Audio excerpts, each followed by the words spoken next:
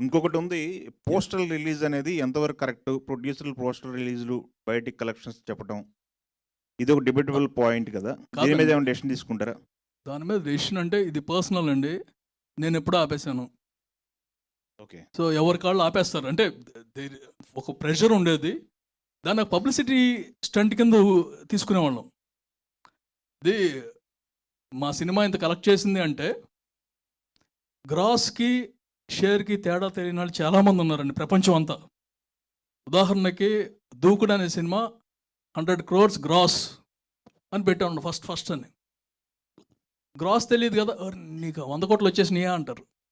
100 కోట్లు గ్రాస్ అంటే మనకు వచ్చేది 40. అది తెలియదు ఎవరికి. బట్ ఆ నంబర్ చూసేసరికి అట్రాక్ట్ అవుతారు కదా! It's a promotional strategy.